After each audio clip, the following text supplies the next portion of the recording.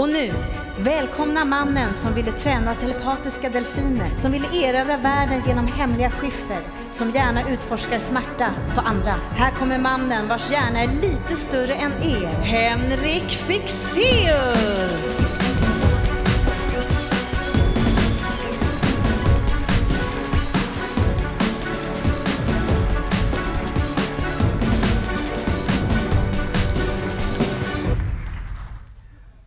Hej och fantastiskt välkomna ska ni vara till den här lördagskvällen som vi har framför oss idag den 19 mars. För er som kom väldigt sent nu så var det alltså så att innan vi började publiken en uppgift att välja en av de här två lådorna och Janne fick ansvar för svaret. Det finns ett resultat.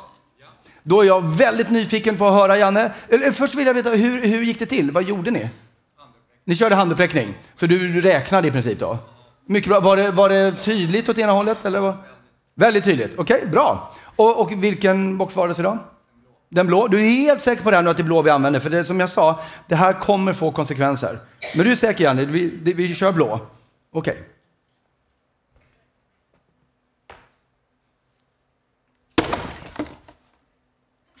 Och jag är otroligt glad över att ni valde att vi skulle använda den blå boxen. För hade ni valt att använda den röda boxen, då hade föreställningen nu varit över.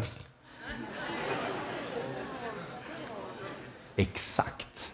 Det är precis det här jag brinner för. Våra val, medvetna val, eller var det ett omedvetet val? Vad var det som fick er att välja det jag behövde för att inte skada mig? Var det hur vi reagerar på färger som blått och rött? Var det kanske att den var lite större än den pricken? Eller var det deras inbördes placering? Var det kanske någonting jag sa? Fast jag var inte på scenen när ni gjorde det här. Men vad fick er att välja det som krävdes för att vi skulle kunna fortsätta ha en föreställning?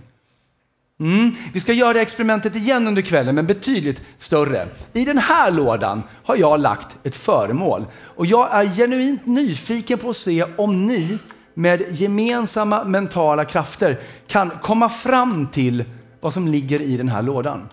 Vad tror ni? Är det möjligt att göra det? Ja, nej, vi får se. Vad heter du? Förlåt?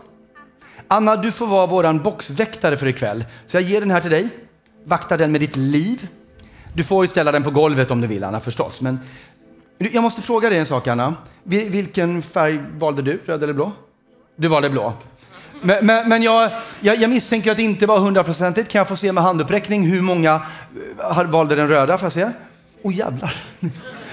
Ja, det är ganska många. Och nu när ni vet vad som är under den röda, hur många vill fortfarande att jag slår på den? Upp med handen. Ha! Ni är väldigt sjuka människor. Men det gör inget, jag tycker om er också. För som ni hör så lever vi alla i väldigt olika mentala boxar. Frågan är bara vad det är som styr dem, eller vem. Ni är redo? Välkomna till er box.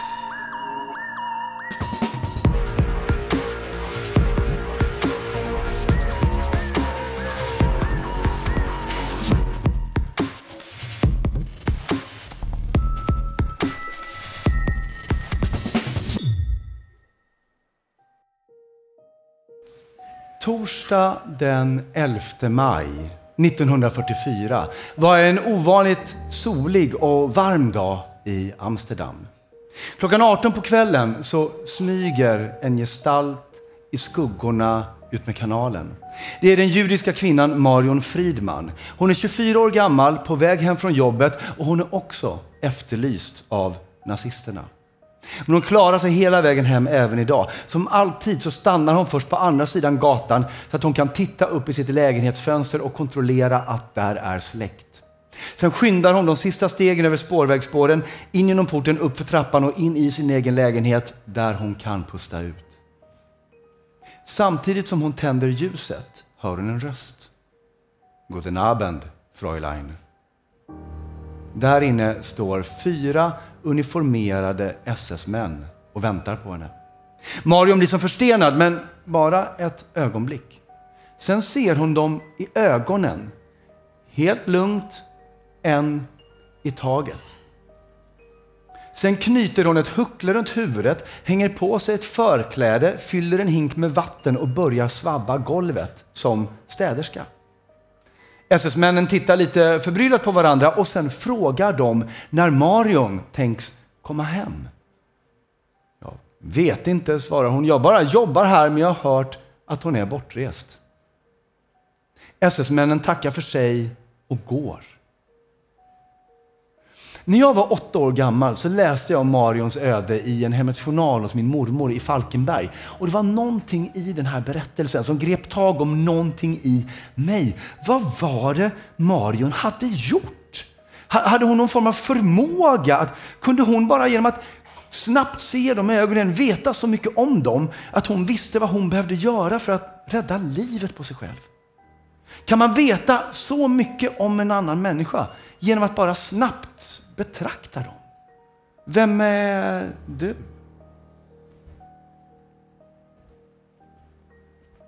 Kan du ta resa på dig? Tack. Det blir inte skräckslagen ut. Vi har precis bara börjat. Tack så mycket. Du kan också få ta resa på dig. Och jag tror gärna... du som sitter här? Nej, mannen bakom. Nej, mannen framför dig. Du som sitter med armarna i kors. Där, perfekt. Tack, jättemycket. Du kan också ta resa på dig. Ja. Och en till tänker jag mig att vi ska ha. Jag ska försöka ta mig ut lite här. Det är svårt för jag ser inte riktigt lika väl. Okej, det är en liten chansning, men jag vill ändå försöka ändå med när du som sitter precis här. Blont hår uppsatt halvvägs. Ja, precis. Tack så mycket. Okej, jag ber om ursäkt. Jag kommer spara dig till någonting annat så du kan sätta dig ner igen. Och jag sparar dig också så du kan också sätta dig ner. 3 personer om vilka jag har försökt bilda mig en väldigt snabb uppfattning. Vi har förstås ingen aning om hur väl den uppfattningen stämmer. Men det bästa sättet att kontrollera det är märkligt nog genom att spela Memory. Det här är ett Memory-spel och det här är Olof. En applåd för Olof. I det här Memory-spelet så finns det massa olika saker. Jag ska se vad jag fick upp här. Jag har en flygel, jag har dinosaurier och det här var apor som heter banan. Det finns väldigt mycket olika bilder här i. Jag kommer ner till er 3 och ni får slumpmässigt välja bilder från Memory-spelet. In genom raden här. Ni är till och med på samma rad. Då kommer jag fortsätta hela vägen. Du drar 2 brickor först utan att titta. Utan att titta 2 stycken. Har du 2? Titta på dem, kontrollera att det inte är ett par. Var det ett par? Okej, men då drar du en tredje till bara. Behåll dem, dra en tredje. Utan att titta. Ja, har du 3? Titta på dem. Behåll den du tycker bäst om. Lägg tillbaka de andra 2. Tack så mycket. Och jag fortsätter här, det är lika bra. Det här ger mig nämligen också tillfälle att titta ner i era väskor som ni har här. Vilket är information jag använder mig av i akt 2. Har du 2? Ja. Titta på dem. Välj den du tycker bäst om, lägg tillbaka den andra. Tack så mycket. Och jag fortsätter här också. Det är hej, välkomna. Hej, trevligt att se er. Tjena, hej. Så, och här blir det var väldigt rörigt. Och ni fattar grejen direkt. Samma sak med dig. Dra 2 utan att titta. Kontrollera att du inte har ett par. Och sen så har du 2 utan att titta. Och sen så lägg tillbaka den du inte tycker om. Behåll den du tycker bäst om. Mycket bra. Tack så mycket. Och bara för att vara jättetydlig nu. Alltså den du behöll, det var något helt annat än det du la tillbaka. Samma sak för er. Det ni behöll var något helt annat än det ni la tillbaka. Ja, bra. Då betyder det att även om ni drog slumpmässigt så har ni sedan gjort ett medvetet val. Ja? Ja. Nej. För grejen är att det här var ett val som förmodligen inte betydde så mycket för er. Och då är chansen ganska överhängande att det här valet påverkades av åsikter, preferenser, personlighetsdrag som ni har i er mentala box som ni kanske inte ens själva vet om finns där. Men om jag vet hur era mentala boxar ser ut, då bör jag också veta vilka bilder ni har valt att behålla. Vad heter du? Kristin. Det här, Kristin, är vårt Memory-spel. Och det som slog mig med dig, Kristin, det var ganska starkt. Det jag upplevde med dig var att du är i, eller har varit i en situation där du har haft 2 stycken, vad ska vi kalla dem för, ambitioner eller intressen som du har velat fullfölja, men som plötsligt har gått i kors med varandra. Och problemet är att båda de här sakerna, Kristin, kunde varit förmodligen nycklar som hade låst upp din framtid och så vidare. Men du kunde inte följa båda spåren. Och om jag har rätt i det så tror jag att det här kommer att avspegla sig i valet av din bild. Nu menar jag ju på ett rent symboliskt plan förstås. Men Kristin skulle sannolikt inte ha valt att behålla ett par solglasögon eller en apa som heter banan. Utan vi kommer se den här konflikten i så fall i valet av bild. Kan du visa mig vilken bild du har? De korslagda nycklarna kunde inte vara tydligare tycker jag. Nycklarna som låser upp din framtid, din intresse som går i kors med varandra. Tack så mycket Kristin.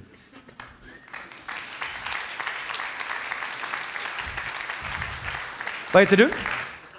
Kristoffer. Det som slog mig med dig är att jag upplevde att du är vad jag kallar för en helhetsmänniska. Vad jag menar med det, Kristoffer, är att du har säkert ett jättebra detaljseende om du vill. Men om du själv får välja så är det, du föredrar att zooma ut lite. Du vill se saker och ting i rätt perspektiv. Du är den som säger till folk att vi måste ha rätt kontext för det. Vi måste se det i rätt kontext. Vi måste liksom se saker och ting i ett större sammanhang. Förstår du vad jag menar med helhetstänkande då? Om det här finns hos dig, om du är den här typen av helhetsmänniska som jag tänker mig, så bör det avspegla sig i valet av din bild. Vad jag menar med det är att Kristoffer skulle inte välja de korslagda nycklarna eller en dator eller ett tåg eller någonting, utan Kristoffer i så fall bör ha valt någonting som har en form utan början och slut, för det symboliserar förstås helhet och inte för mycket detaljer. Så det tror jag är vad vi kommer finna i Kristoffers bild. Kan du visa mig vad du valde för bild? Den runda diskokulan.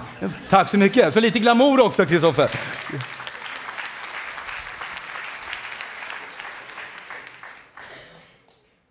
Och slutligen, hej, vad heter du? Susanne, det här var, jag tvekade. Dels för att du sitter en bit ut, men jag fick 2 intryck från dig. Och det kan vara så att något av de här intrycken har varit med och påverkat ditt val, eller så tog de ut varandra. Och jag vet inte, men jag vill göra ett försök. För det första jag fick om dig som var ganska starkt är att jag upplever, Susanne, att du är inte en person som nöjer dig med en sån här trygg mellanmjölkstillvaro, utan du utmanar dig själv ganska hårt. Du sätter upp ganska höga mål mot dig själv och driver dig mot de här. Det var det ena, Susanne. Och det andra jag fick av dig, det var också att det är samtidigt viktigt att göra det här med stil, eller hur? Det måste till en viss skärpa i tillvaron. Man kan inte bara slafsa sig igenom om igen. Så att jag är nyfiken på att se om något av det här påverkade valet av ditt bild. Håll upp den, se vad det är. Du valde solglasögonen. Det ska göras med stil. Tack, Susanne.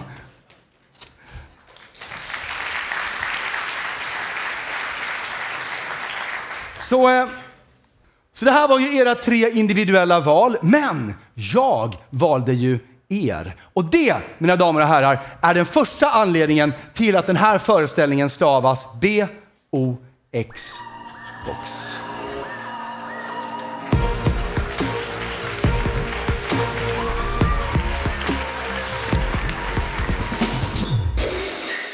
This is WNEW News up to the minute.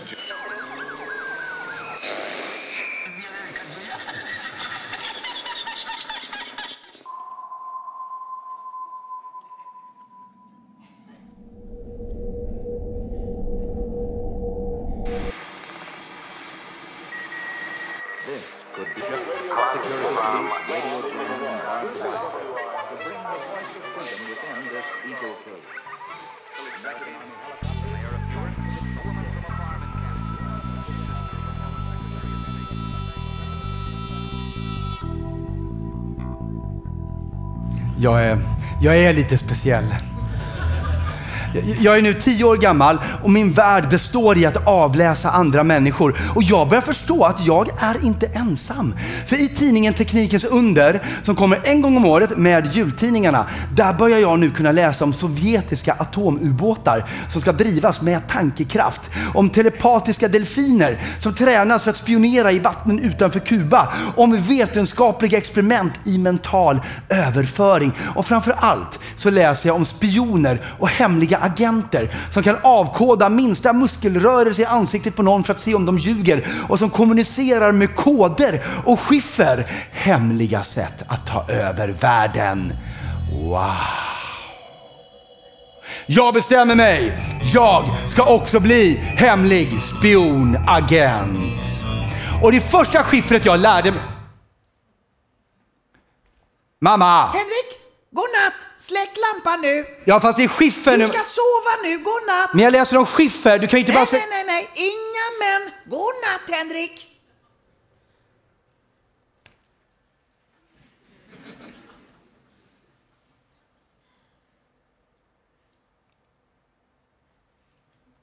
Jo. Det första skiffret jag lärde mig, det var ett så kallat ersättningsskiffer. Där man helt enkelt byter ut bokstäver mot siffror enligt en förutbestämd mall. Och i sin allra enklaste form så ser det ut så här. A blir 1, B blir 2, C blir... Ja, men precis exakt. Och på det här sättet kan man alltså byta ut bokstäver mot siffror och då gömma budskap i långa siffersekvenser. Men man kan också göra tvärtom. I Ukraina gjorde man test där man ville se om man i slumpmässiga sifferkombinationer kunde hitta dolda budskap från det kollektiva undermedvetna. Och vi kan göra samma sak för att se om ni kan ta reda på vad som finns i den blåa boxen. Så kära boxväktare, ställ dig upp, håll upp boxen så att alla ser den. Och så vill jag att ni alla i publiken tänker hårt och tydligt på vad ni tror finns i den där lådan. Tänk. Och så kan du ta och resa på dig. Och du kan också ta och resa på dig. Och du kan få ta och resa på dig också. Och så öppnar ni era sinnen mot publikens tankar. Ni alla tänkt på vad som finns i lådan. Och de här tankarna kommer i ert undermedvetna omformas till slumpmässiga siffror som kommer kanaliseras ut genom era fingertoppar. Och vi ska göra som i Ukraina. Vi ska ackumulera de här siffrorna in i en miniräknare från framtiden. Det finns ju inte när jag är 10 år, men det kommer att finnas. Och då är det en Ipponé. Vad jag vill att du gör är att du knappar in 5 hyfsat låga siffror. Jag håller ingenting annat, bara 5 låga siffror. 2, 3, 4, 5. Och så trycker du på plus. Tackar. Och du kan knappa in, vi säger 4 ganska låga siffror. 1, 2, 3, 4 och tryck på plus. Tack. Och du knappar in utan att tänka på vilka 5 siffror, precis vilka du vill. Kör nu. Pang. Och tryck på lika med. Håll i den. Ni kan få sätta er. Vad heter du? Nej, inte, jag vill inte. Vad heter du? Caroline. Resultatet som du har där vill jag att du läser upp för mig. Varsågod. En siffra i taget. Men 9, det är alltså 2 9. Ja.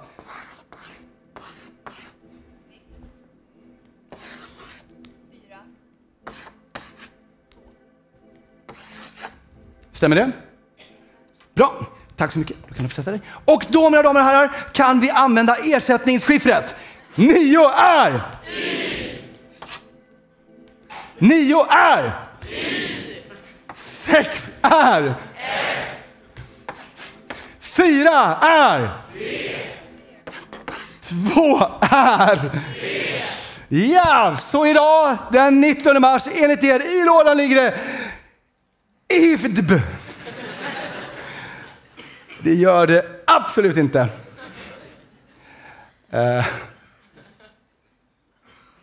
Det här kommer inte vara med på filmen, kan jag tala om. Du kan få sätta det igen. Ja.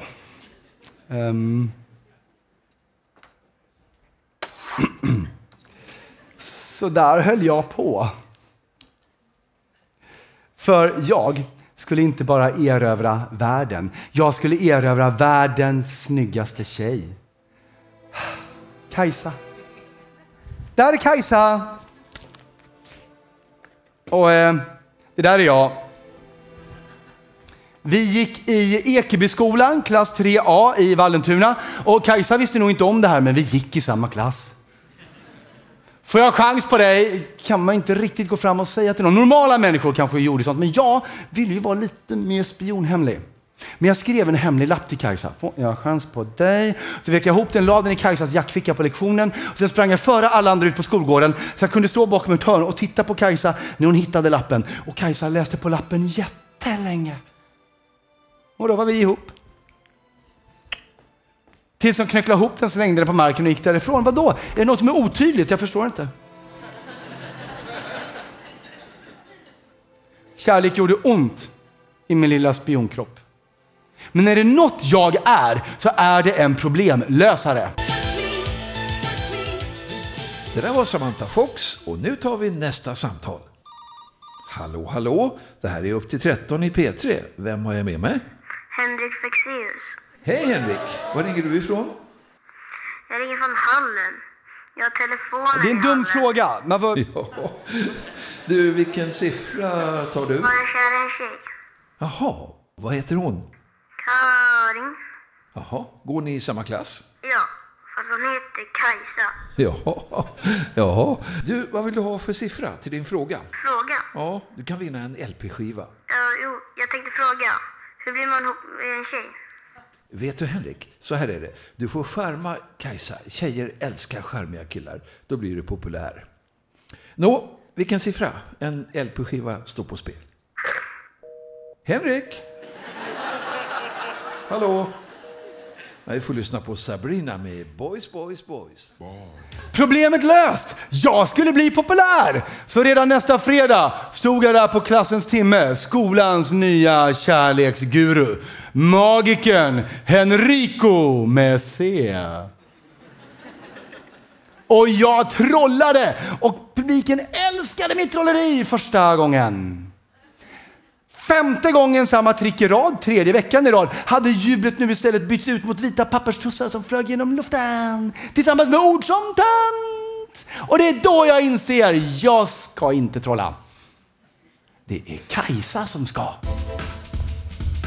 Lite förhållningsregel. Då och då kommer det komma ut frisbees från scenen ut mot publiken ämnade att fångas av vissa personer.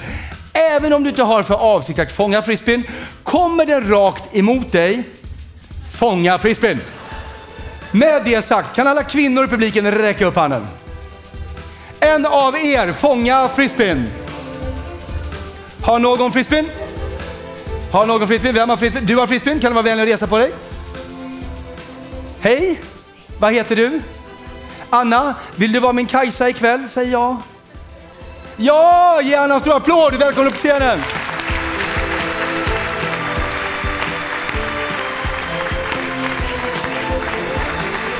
Hej Anna, jag kan ta frisbeen.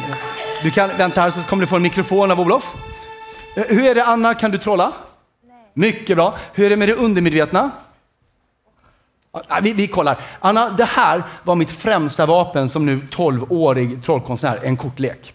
Du vet hur en kortlek fungerar. Det är 52 stycken kort som alla olika klöverrutor, hjärtespader, bla bla bla så. Jag tänker så här, att innan vi kopplar på ditt undermedvetna så ska du få göra en medveten handling. Och den är helt enkelt följande. Jag kommer göra så. Och du säger stopp någonstans. Ungefär i mitten av leken. Okej? Okay? Där? Är du nöjd där? Eller vill du att vi gör igen? Nej. Exakt där? Okej, okay. Då vill jag att du gör så här, Anna. Ta så här händerna. Är du van att spela kort? Nej. Inte överhuvudtaget. Då försöker vi med 2. Ta kortet du ska stopp vid. Och ta även det som ligger under. Så du har 2 kort. Titta på dem. Memorera dem. Blanda inte ihop dem. Har du dem? Tror du att du kommer komma ihåg dem? Nej, alltså. Jo. Nu kommer du komma ihåg dem. Okej. Stoppa tillbaka dem någonstans. Så. Anna, skulle du hålla med mig om att även om du i själva verket var värsta korthajen här i förklädnad och på något sätt räknade eller noterade var du stoppade tillbaka dina kort, så nu har du ingen aning om var de befinner sig någonstans i leken. Bra. Då ska vi koppla på ditt undermedvetna. Då vill jag att du gör så här. Håll händerna ut på sidorna. Så. Ja. Från och med nu och en liten stund framöver, Anna, så vill jag att du bara ser mig i ögonen. Det kanske händer saker här emellan, kanske händer saker bredvid mitt huvud. Ignorera allt det. Se mig bara i ögonen. Okej? Okay? Ta ett djupt andetag in och ut. Okej. Okay.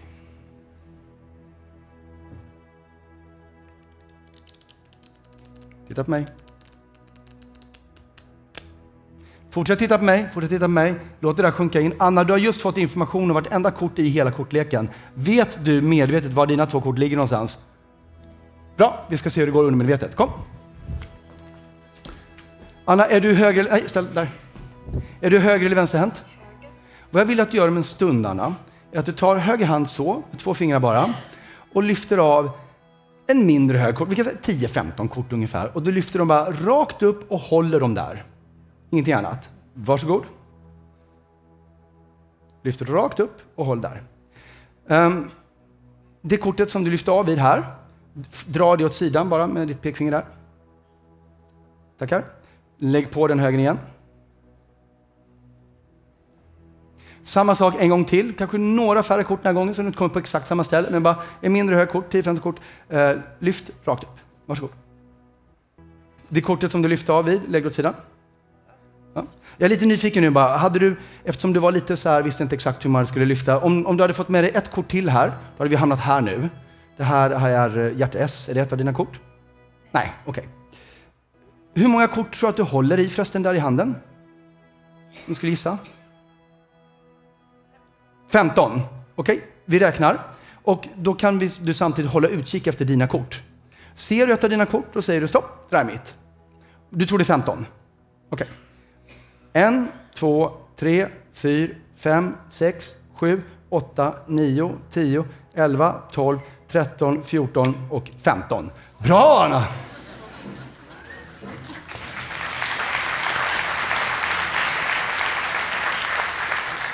Såg du något av dina kort? Gjorde du inte? Okej. Vilka 2 kort är det som du står och tänker på om du säger dem högt? Klöver 3 och hjärta 7. Här ligger 2 kort som du på måfå har valt ut ur leken. Klöver 3 och hjärta 7. Vänd upp det. Och det andra var, sa du?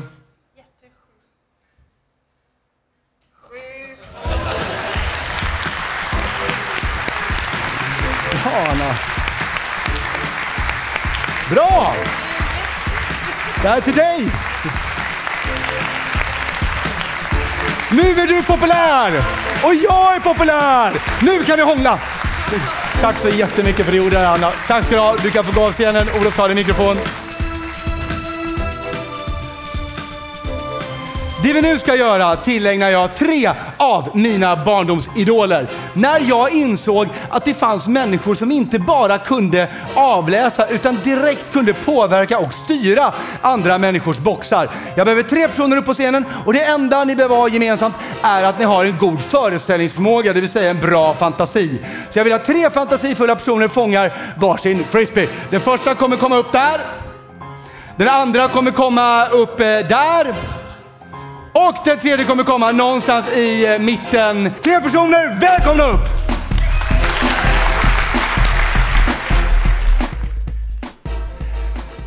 Hanna.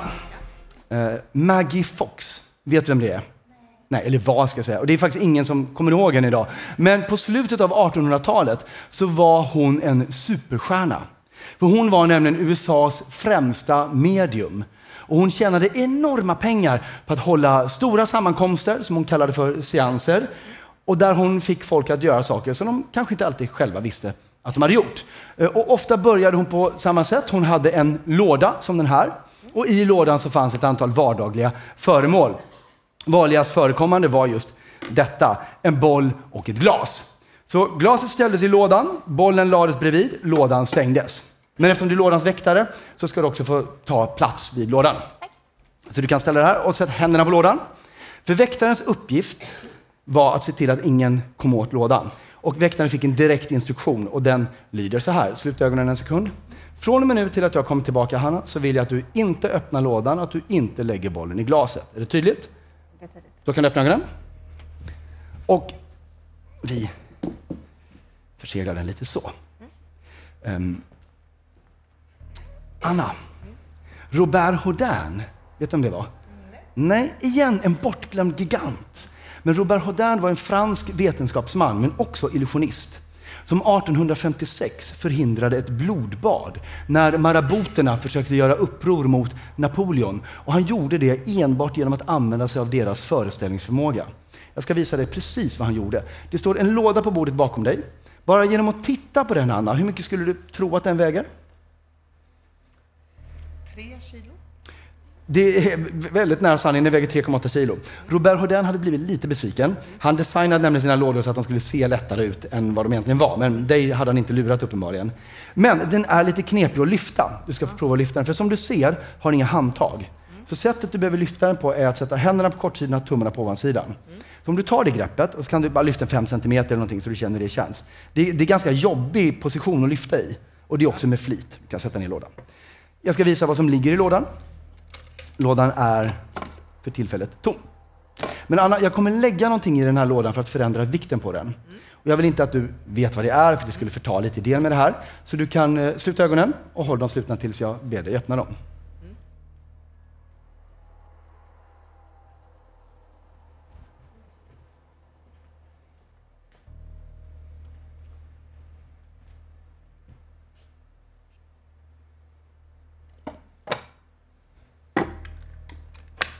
Anna, du kan fortsätta blunda, men hitta lådan igen med händerna så vet du vad den är. Lyft den inte än. Har du varit med om någon gång att du vaknar på morgonen och det är en sån där dag, du kan knappt lyfta dig ur sängen. Det är ingen upplyftande känsla överhuvudtaget. Det är som att hela världens tyngd vilar på en axlar. Har du varit med om det någon gång? Det har hänt. Det är väldigt, väldigt tråkigt. Man är helt kraftlös, man vill bara sjunka genom jorden. Vi behöver inte ens prata så mycket om det nu. Men jag vill att du gör precis som du gjorde förut. Lyft lådan rakt upp och tala om för mig vad den väger. Vad händer? Du kan inte lyfta den. Men du försökte lyfta på riktigt nu. Oj, du väl till bordet med kroppen här, tror jag. Ja, du behöver inte. Tack. Om du öppnar ögonen, Anna. Du kan öppna ögonen. Hur mycket kan du... Det kändes som att du ändå tränar lite. Hur mycket lyfter du? Skulle du behöva väga 30 kilo för att du inte skulle kunna rubba den? Eller? Ingen aning. Du kan släppa den förut. Jag ska visa dig vad som ligger i lådan. De har nämligen sett allting. I lådan ligger... Exakt det här var Robert Houdin gjorde. För vad han gjorde var att han tog maraboternas starkaste man, lät honom lyfta en låda, använde sig av just den här tekniken. Och när sen den starka mannen inte längre kunde lyfta lådan, då blev maraboterna så rädda för Houdinis uppenbarligen mäktige magiker att de omedelbart slöt fred. Inbördeskriget och därmed blodbadet kunde undvikas. Enbart på grund av deras föreställningsförmåga. Sann historia. Men Anna, du och jag vet ju att du är ju en positiv människa, full av energi. En sån här liten låda har du inga problem att lyfta. Sätt händerna som du höll den, lyft den som du gjorde förr, rakt upp. Det är inga konstigheter. Lyft lådan, inga konstigheter. Klart du kan lyfta den, Anna. En stor applåd för Anna. Kom.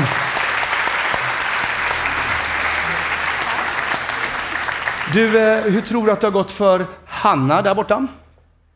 Hon har lagt bollen i glaset. Tror du det? Ja. Jag undrar, för att jag har försökt snegla lite och jag har inte sett att du har rört dig, så att jag tror att Maggie Fox har mött sin överman idag. Och framförallt, har någon annan varit här och pillat? Nej? Ingen har varit inne i lådan? Har du varit inne i lådan? Nej. Så då är allting som vi lämnade det med andra ord. Vilket jag faktiskt tror att det är. Och det innebär att... Men Hanna, nu ligger ju bollen i glaset. Har du öppnat lådan? Absolut inte. Nej, du har inte öppnat lådan och inte lagt bollen i glaset. Nej. Vet du vad Maggie Fox hade sagt? Nej. Hon använde det här för att konstatera att det var andarna som hade gjort. Hon använde nämligen exakt det här för att bevisa att andar existerade. Vad tycker du om den förklaringen? Är den mer rimlig? Obehaglig. Obehaglig? Ja. Men är den mer trolig? Nej. Nej. Men det är ett sjukt bra sätt att tjäna mycket pengar. Ja. Andekabinettet och kraftprovet, 2 av mina favoritmysterier som barn. Anna och Hanna, tack så väldigt mycket för att ni gjorde det här. Ni får en stor applåd. Olof kommer att ta era mikrofoner.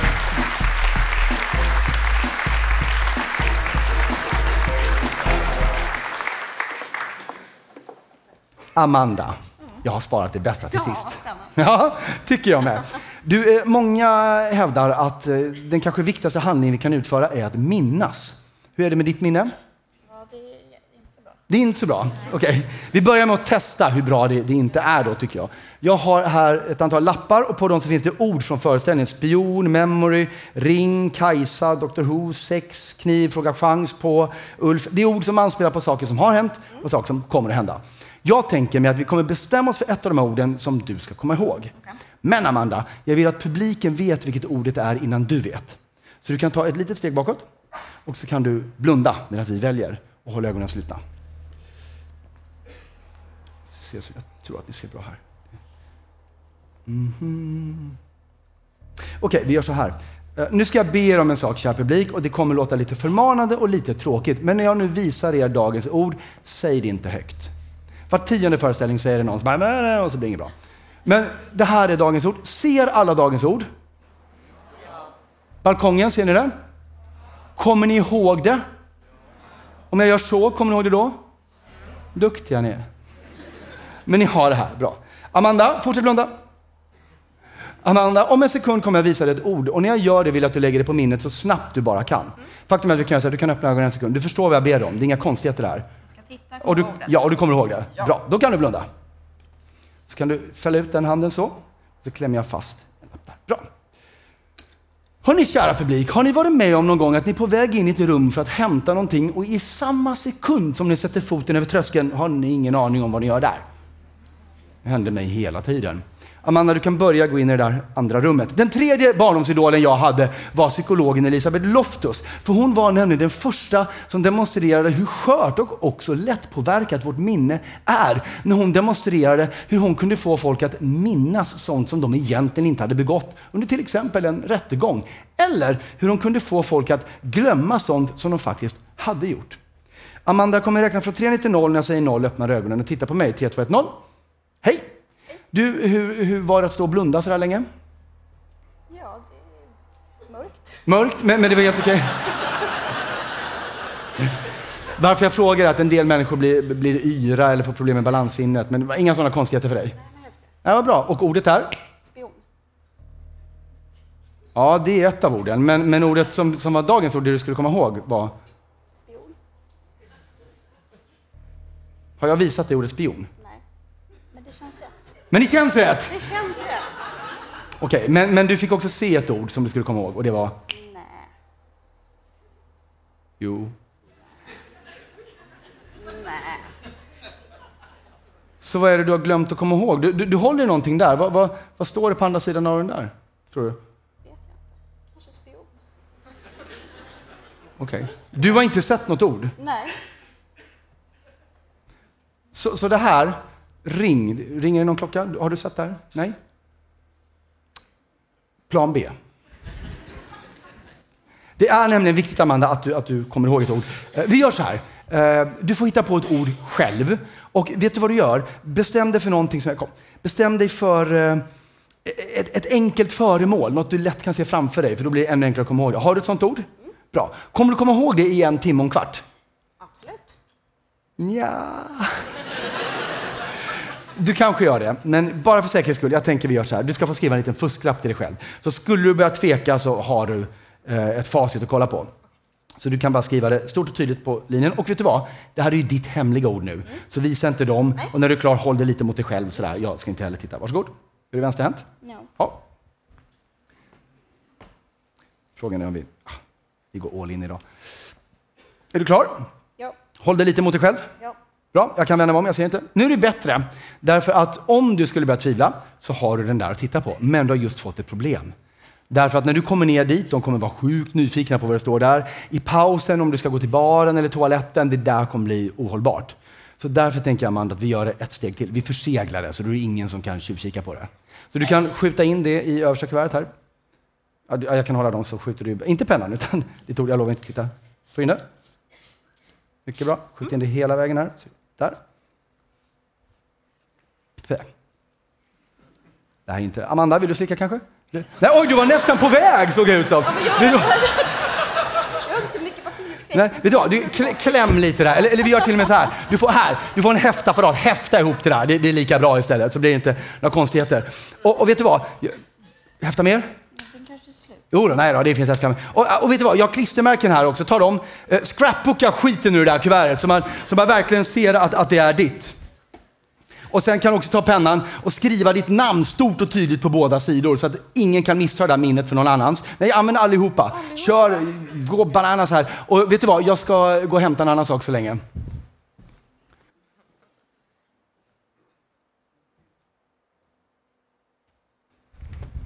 Hur går det? Är du klar? Jag är inte klar med klistermärken. Du är inte klar med klistermärkena? Nej, du kanske är nöjd. Det är lite... så många. Så nej. Är du nöjd? Ja. Okej, jag tar pennan i så fall. Och jag kan ta skräpet som du har där också. Så visa publiken tydligt. Hittar ni det här någonstans inne på toaletten någonting, då är det alltså Amandas minne återbördas till sitt rättmätiga ägare. Men jag tänker vi tar det ett steg till. För det kan ju vara så att någon ger dig en fantastisk muta eller någonting och vill in och titta på det där. Så jag tänkte att vi förseglar det även i den här påsen som jag har ett hänglås till. Och den här har jag också. Okej. Det här är intressant. Jag har en näsduk här som det står lite text på. Den behöver du inte komma ihåg. Men den får vara med här i. Så, och så kan du stoppa ner ditt minne. Tackar.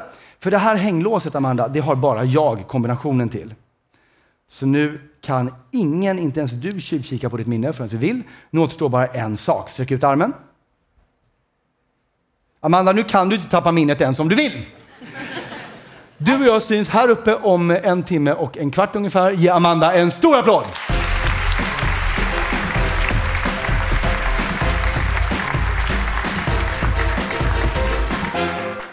Ja, förstår ni nu den här nyfunna kärleken som jag hade till de här människorna som alltså inte bara avläste utan direkt styrde och påverkade andra människors boxar?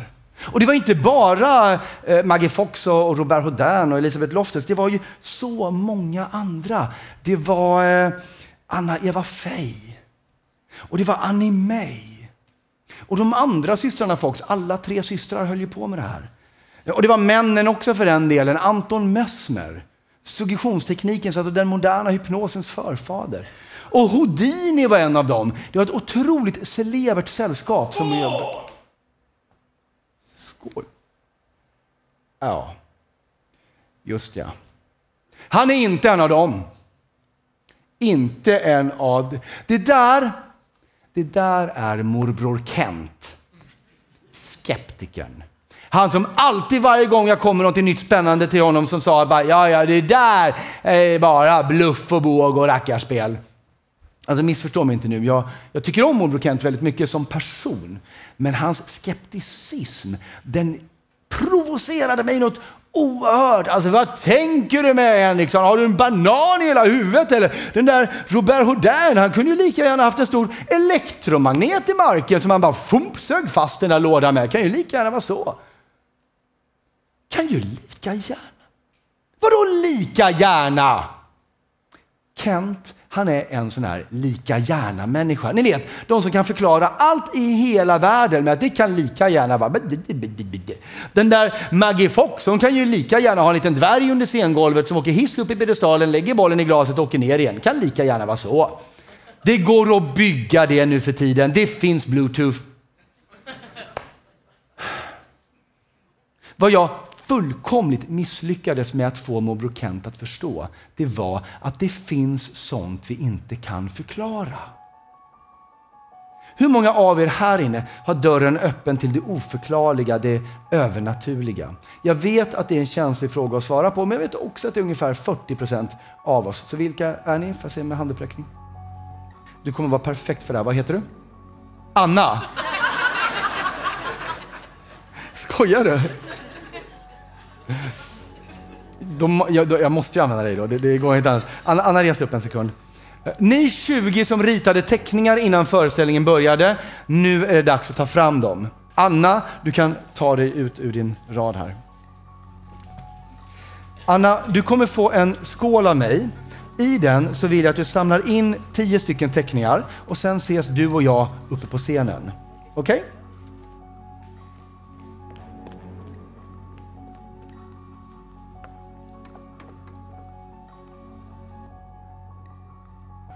Så, tack så mycket. Teckning. Hur går det, Anna? Har ni varit 8? Ja, då får det vara 8 i så fall. Nej, det fanns några till där nere. Tack. Hittade du de sista eller? Perfekt. Du kan hälla över dina i min skål. Och så kan du ta ditt... Och jag ser direkt här är en som är vikt med teckningen på utsidan. Så att den diskvalificerar vi på en gång. Ta ditt pekfinger och bara rör om lite. Och sen vill jag att du drar en av de här teckningarna. Den teckningen, Anna, har någon här inne ritat. Förstås. Ja, någon på den. Nej, det behöver inte vara. Nej, exakt. Och så här är det, Anna. I alla teaterlokaler världen över så pratas det alltid om att det finns ett spöke eller en närvaro eller en ande. Fantomen på Operan är ett klassiskt exempel på det. Även människor som normalt inte tror på sånt, skulle fråga teknikerna här på Maximteatern, alla har en berättelse om att det händer någonting i den här lokalen. Och eftersom du har ett öppet sinne så ska vi se om vi kan sätta dig i kontakt med vad det nu är som finns här och om det kan berätta för dig vem som har ritat den där teckningen. Det kommer gå till så här, jag vill att du håller den hela tiden så att alla ser den. Det kommer gå till så här. Du och jag kommer gå genom publiken. Du kommer ta med dig mig. Jag kommer alltså inte dra dig. Vi kan börja med att gå ner där. Och då gör vi så här, Anna. Vi går raden upp snabbt först och sen går vi den långsamt tillbaka. Ja.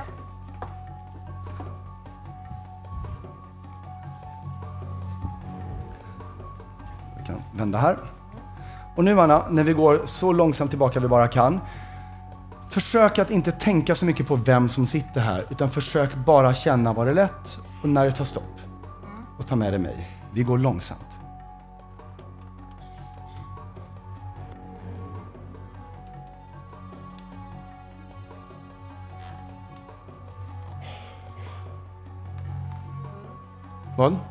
Vad betyder det? Lite stopp.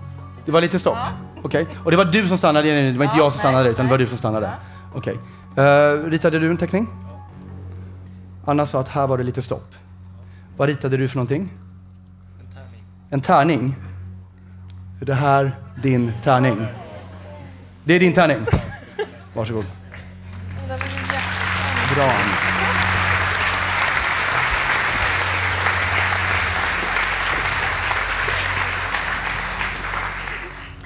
Nu när vi vet att du står i kontakterna så ska vi se om vi kan ta det här ett steg till. Ta en ny teckning. Vi ska se om du kan få direkt information. Håll den så. Om du kan få direkt information om vad som finns på den där bilden. Men Anna, det här är svårt. Så jag tänker mig att vi gör det i 2 steg. Vi ser den som en övning bara och sen gör vi en på riktigt sen. Så du förstår hur det här går till. För det är en process.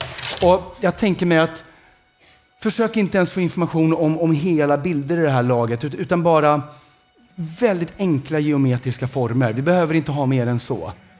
Som sagt, om du redan har en bild så ta bort den. För det är för avancerat. Oj, jag kommer rita det du säger. Och får du ingenting så får du ingenting. Det är också okej, förstås. Men vi gör ett försök. Enkla geometriska former. Får du något? Oval. En oval.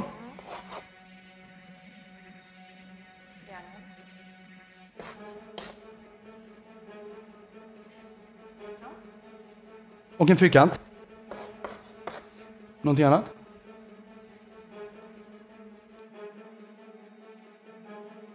Vad sa du? Du är ganska nöjd? Okej. Håll ut din vänster hand mot mig.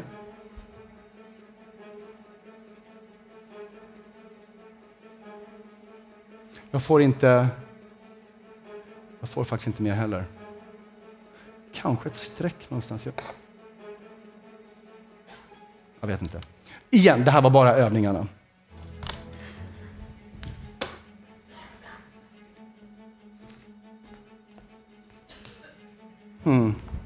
I och för sig.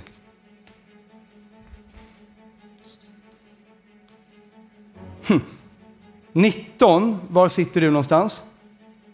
Kan du berätta högt och tydligt vad du ritade för någonting? En båt. Tycker det är ganska nära.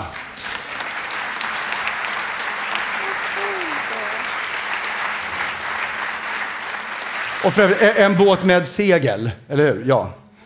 Okej, bra. Det var den bilden du hade från början till och med, så att jag hindrade dig. Då ska jag backa lite det.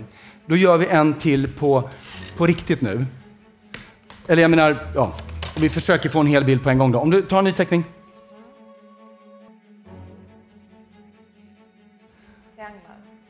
Trianglar. Hur många ser du?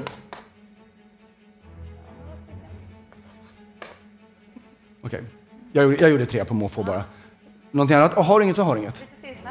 Lite cirklar. Jag har ingen aning om vart vi ska med det här, om jag ska vara ärlig. Någonting annat, eller är du nöjd? Du är nöjd? Håll ut vänsterhanden mot mig. Nej, det är som förut. Jag har precis... Okej, jag vill lägga till en linje och ett...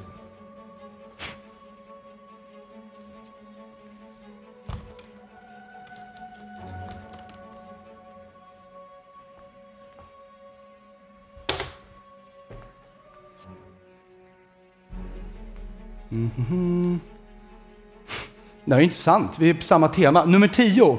Var är du någonstans? Där. Kan du förstår vad det där är? Det är ett ankare. Nummer 10, ett ankare. Jag tycker en applåd för henne.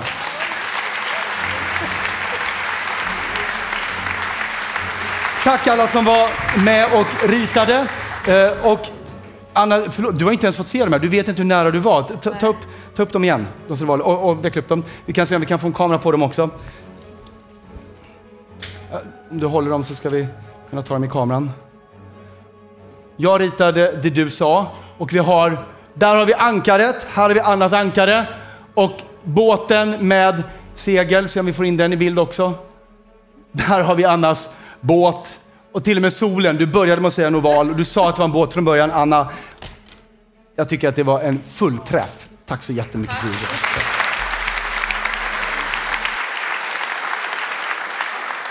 Hörrni, när jag berättade för morbror Kent julen 93 att han hade ritat en cykel, pratade inte han med mig på 2 år. Men det är så det kan vara ibland. Och det är det som är hela grejen med det oförklarliga, att det går inte att förklara. Och därför så...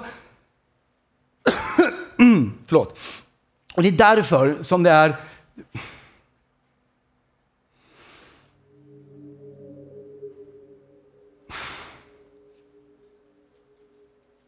Förlåt, jag har en bild i huvudet och det måste vara en av era bilder. Jag förstår inte vad den gör där. Det är som att en bild har blivit... Det är som att en bild är missnöjd med att den inte blev vald. Vilket den naturligtvis inte kan bli. Det måste vara någon av er som sitter och är missnöjd och tycker lite tråkigt att er bild inte blev dragen. För det går som ett band av energi från era bilder och långt ut. Det försvinner långt ut i publiken. Men det är starkt på den här sidan. Och det dör... Jag tror att du ritar en bild, för det är i det området. Jag tror att det här är din bild. Jag är inte säker. Kan du vara vänlig och resa på dig? Jag tror att det här är din bild. Ritade du... Du ritade inte någonting jätteavancerat, eller hur? Men det är ändå någonting med... Du har ritat det stort. Du använder nästan hela pappret, ja? Och det är därför du tänker stort och du har ritat det stort. Och det är därför som det här bandet är så starkt. Och det är... Jag får en känsla av hastighet, av rörelse. Men det är ett föremål. Men det är en typ av fordon. Har du ritat ett fordon?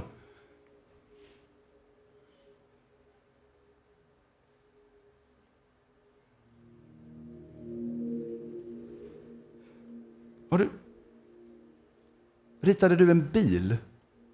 Du ritade en bil? Tack.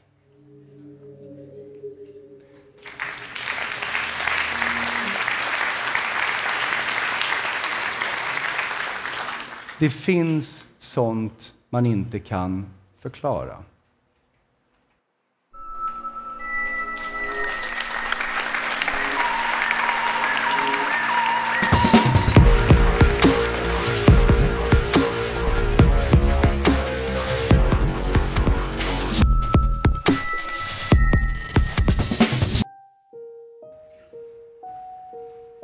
Han skrek för livet och det krävdes 4 vuxna män att hålla honom så pass stilla att den lätt berusade läkaren kunde amputera hans ena ben. Joshua McCann var 18 år gammal och hade varit soldat i 6 månader när högerbenet togs av kallbrand. Det amerikanska inbördeskriget pågick mellan 1861 till 1865. Under de 4 åren så genomfördes över 60 000 amputationer ute på fältet. Amputationer utförda i kulor, krutrök, dån, larm och smuts. Och av läkare som ofta inte ens var läkare utan mer ofta traktens slaktare som fått en såg i handen och skickats ut. Just den här sågen har tillhört en läkare vid namn Cornell och bara den har kapat över 430 armar och ben. Jag köpte den på eBay för 2 år sedan. För jag är väldigt intresserad av det här med smärta. Eller åtminstone hanteringen av smärta. Och den här sågen, den har sett alla tänkbara strategier för just det. Den har sett de som söp sig så fulla att de däckade, vaknade 2 dagar senare en hand kortare. Den har sett de som skrek rakt ut i panik, de som bet hårt i en träpinne tills den krasade och de som tyst såg en vän i ögonen tills det var över. 6 år efter krigets slut noterade en läkare vid namn Silas Weir Mitchell att tusentals av de här amputerade soldaterna nu klagade över att de kliade och värkte i kroppsdelar som de inte längre hade. Han kallade det här för att de var hemsökta av fantomlemmar. Han sa att de led av fantomsmärtor. För hjärnan skiljer inte på sanning och fantasi. Och smärta är en upplevelse. Och som alla våra upplevelser så sker den därför i hjärnan. Men om den nu sker i hjärnan, borde vi inte också då kunna kontrollera den? Jag vill ge någon här inne en unik upplevelse och också ett verktyg att ta med sig härifrån ikväll. Men du som gör det här experimentet med mig måste uppfylla 3 kriterier. Det första är att du måste ha en god inlevelseförmåga. Det andra är att du måste vara väldigt bra på att känna, både på insidan men också på utsidan. Och det tredje är att du måste vara en man. Så om de här 3 kriterierna stämmer in på dig och du vill göra experimentet, räck upp handen så får jag se vilka som är modiga idag. Här åkte upp några händer på en gång. Vi ska se, vi har händer där, händer där. Jag såg din hand först. Vad heter du? Rami, jag vill gärna prova att göra det här med dig.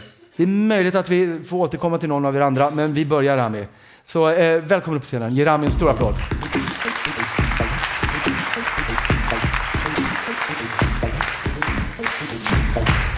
Hej Henrik.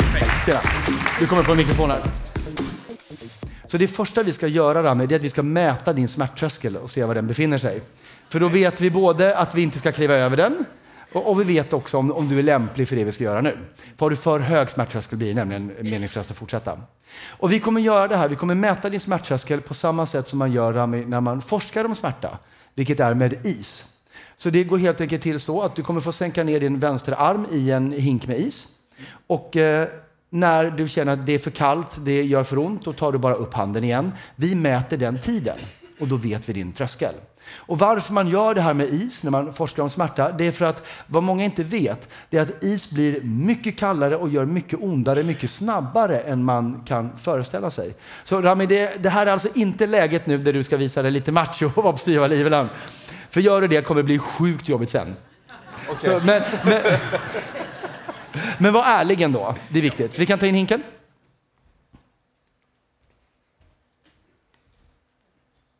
Kom här Rami. Så, håller du din hand så och så fyller vi på med is. Man kan säga att snittet på akvarien ligger på mellan 15 och 30 sekunder. För som du märker så blir det väldigt kallt väldigt fort. Ja. Eller? Lagom. Lagom till och med, okej. Ja, jag är finsk så... Jag förstår. Då kanske det här helt går åt helvete nu. Men det är kallt? Ja, det är kallt. Är det jobbigt kallt? Det går, men... Där, okej. Okay. Du får jag känna? Ja, du är väldigt kall redan där. Och bara för att du var helt ärlig nu, det var inte skönt. Du vill inte ha kvar handen längre. Nej, inte man måste. Nej, och det var 23 sekunder, så det är fullkomligt genomsnittlig smärttröskel. Bra. Så här är det, Rami. Jag tror att du kan ha kvar handen i hinken några sekunder till om vi tar och lurar din hjärna. Och vi ska göra det här i några steg. Du kan slå dig ner på boxen här. Och så småningom, Rami, nu när vi gör det här så kommer jag sänka ner din hand i isen igen. Och då gäller samma regler som förut. När det gör för ont så tar du bara upp den. Ja. Men den här gången så ska jag också be dig att visualisera någonting. Därför att det ger din hjärna ett annat fokus. Och det får också dina tankar att sluta sig in i sig själva och inte bry så mycket om vad som händer utanför dig. Och för att hjälpa dig på traven med det så ska jag också ta bort några av dina externa sinnesintryck. För det gör det ännu lättare för dig att gå in i dig själv. Så det första vi tar bort, Rami, det är synen. Och det gör vi så enkelt så att du kan börja blunda. Och du kan fortsätta hålla ögonen slutna. Och det andra vi tar bort, Rami, är hörseln. Och det gör vi helt enkelt på det sättet att jag kommer sätta på dig ett par hörlurar med musik i. För då hör inte du vad som händer utanför dig. Kan jag starta musiken? Det är jättehögt, jag vill inte göra någon illa. Kan du sänka? Får du ner det? Där, tack. Så. Ja, nu sa ju jag att jag inte vill göra honom illa. Det är Erik Saade. Man får...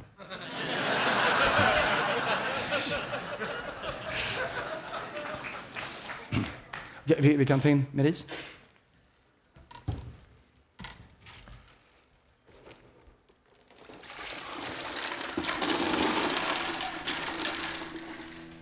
Okej. Vid 23 sekunder, där har vi Ramis tröskel. Där gjorde det för ont för att ha kvar handen om man inte verkligen måste pressa sig. När vi ser smärta börja uppträda hos Rami så kommer vi förmodligen se det i hans bröstkorg att den häver sig lite snabbare. Vi kommer se möjligtvis att han blinkar. Just nu sitter han mest och skrattar. Han kanske verkligen gillar Erik Saade förresten. Men nu passerade vi precis Ramis smärttröskel. Och jag ser en viss ansträngning kring ögonen, men den är inte jättestor. För övrigt, när ni kommer hem ikväll, jag vill att ni alla provar det här. Ta fram all is ni har i frysen, kör ner handen så förstår ni vad det är Rami just nu upplever. Men vi är förbi 2 gånger Ramis smärttröskel där. 2 gånger så stark smärta utan vidare. Han sitter kvar med handen i isen, till och med gungar lite med foten. Och ja, den här spänningen som jag upplevde kring Ramis ögon förut har till och med börjat mattas av en smula. Han ser om möjligt ännu mer avslappnad ut nu än man gjorde för 20 sekunder sedan. Och vi är uppe i 3 gånger Ramis smärttröskel. 3 gånger den smärta som han själv sa var för mycket för att vilja ha kvar handen. Varje sekund som han sitter kvar med handen är Rami som talar om för oss det gör ännu inte så ont som det gjorde vid 23 sekunder. Och vi passerar strax 4 gånger Ramis smärttröskel. Och det gör vi där och Rami sitter kvar.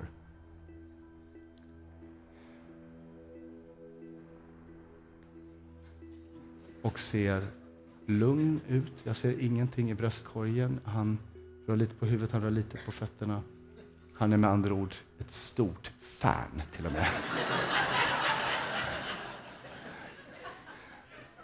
Vid 2 minuter och 12 sekunder kommer vi vara uppe i 6 gånger Ramis smärttröskel. Om vi når 2 minuter och 12 sekunder kommer det vara 6 gånger den smärtnivå som Rami själv tyckte var okej tidigare. Vi når det alldeles strax. Han visar inga tecken på att ta upp handen. Kommer vi upp i 3 minuter så kommer jag avbryta av medicinska skäl.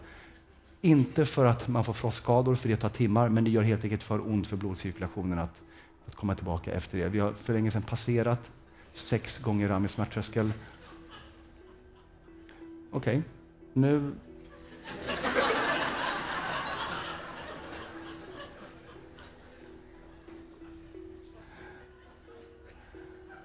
Vi är förbi 7 gånger, förstår det här, 7 gånger så mycket smärta som Rami förut inte ens klarade av och kan sitta här utan vidare. Och det verkar som att jag måste avbryta det här alldeles strax.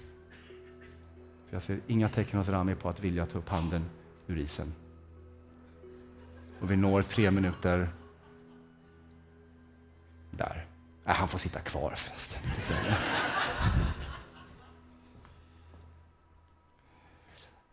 Rami, jag avbryter det här. Du kan ta upp handen ur hinken. Öppna ögonen. Titta inte bak ännu, titta på mig. Du kan torka dig här. Nu avbröt jag det här åt dig. Den smärta som du upplevde i handen nu när jag avbröt det. Om du jämför den med hur det kändes när du själv tog upp handen första gången. Är de jämförbara på något sätt? Är den ena värre än den andra eller går de att ställa mot varandra? Jämförbart, ja. Okej. Men vad betyder det? Att nu kändes det lika mycket som det gjorde då ungefär? Kanske lite mer nu. Lite mer nu till och med? Okay. Men du satt ändå kvar? Ja, det var bra musik. Bra musik, ja. Hur länge tror du att du satt nu? Ja, det var ju någon låt där så ett par minuter i alla fall. Det är mycket riktigt. 3 minuter och 10 sekunder. Det är mer än 8 gånger din egen smärttröskel, Rami. Vad tänker du om det? Ja, jag har ju spelat rugby så jag måste ta lite smärta i alla fall. Okej. Men det är 8 gånger mer än den smärta som du tålde alldeles nyss. Man blir distraherad av musiken. Okej, så här, det här ställ upp. Du är inne på något väldigt viktigt och det här är precis vad jag sa att jag skulle få med ett verktyg och det är det här. Att allt vi är med om, allt som inträffar i er tillvaro, allt som rör er, även saker som vi tror är så externa som vi inte har någon kontroll över som smärta. Allt det skapas först i era huvuden och det betyder att ni har makten. Det är upp till er hur mycket ni ska låta saker beröra er och inte. Hur mycket ni ska låta er påverkas positivt eller negativt av det som sker runt omkring er. För det händer bara här uppe. Och om Rami kan klara 8 gånger mer smärta än vad han nyss gjorde, något som är så externt som vi tror att vi inte har någon kontroll över, genom att bara inte bry sig om den, då har ni full makt att skapa den tillvaro som ni själva är värda. Så gör det. Och Rami, tack så jättemycket för att du gjorde det här. Tack ska du ha. Du, innan jag släpper iväg dig, en fråga nu när du satt och visualiserade. Bara ja eller nej, var det svårt tyckte du att göra det? Nej. Nej, okej. Och så de vet, vad var det du tänkte på? Vad såg du framför dig? En relativt varm banan. En varm banan? Ja. Varför inte? Vad som än funkar för dig, Rami. Tack så jättemycket igen för ordet. Tack ska du ha. Jag tar en mikrofon. Tack. Så kära boxväktare, ställ dig upp en gång till, en sista gång. Håll upp lådan stolt så att alla ser den. Och så vill jag att hela publiken, att ni tänker så mycket ni kan på vad som kan finnas i den där lådan. Och så kan vi ta några andra nu. Du var inte med för, du kan resa på dig. Och du var inte heller med för, du kan också resa på dig. Du var inte heller med, du kan också resa på dig. Och ni öppnar era sinnen mot publiken och låter publikens tankar strömma till... Jo, du var med, det spelar ingen roll. Och låt publikens tankar strömma till er. Och vi ska göra precis som förut. Vi ska låta de här omvandlas till siffror i ert undermedvetna som vi ackumulerar in i miniräknaren från framtiden. Och den här gången kan vi göra så här. Du kan knappa in 4 siffror. Ganska låga, men 4 vilka du vill. Gör det nu.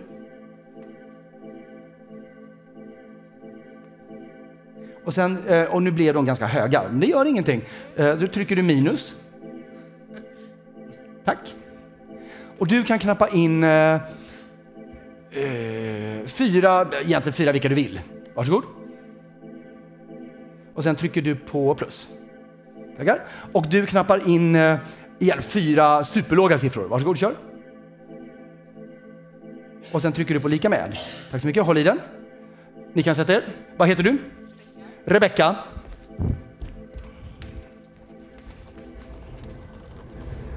Det är resultatet du har, Rebecka. En siffra i taget. Läs upp det för mig. 7.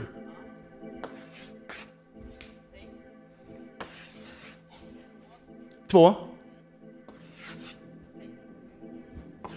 Är du säker? Okej. Tack så mycket, Rebecka. Kan slå den ner. Och då kan vi använda ersättningsskiffret. Så, 7 är 6 är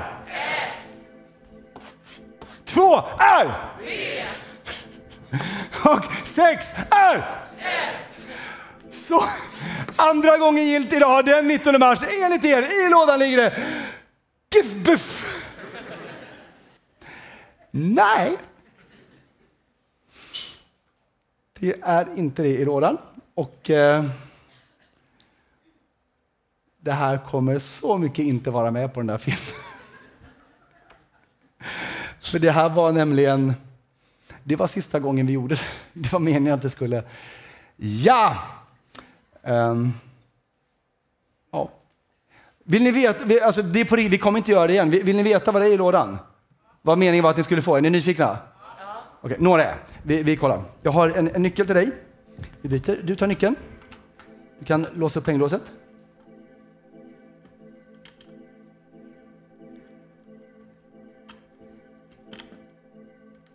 Och haka av det.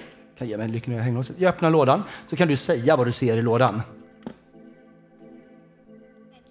En ring! Det var en ring i lådan. Hur många tänkte på ring? En, två, okej. Det var alltså, ni skulle inte få GIF begif. Bokstäverna ni skulle få var R-I-N-G. Det fick ni inte. Igår funkade det här numret och den föreställningen var fan magisk.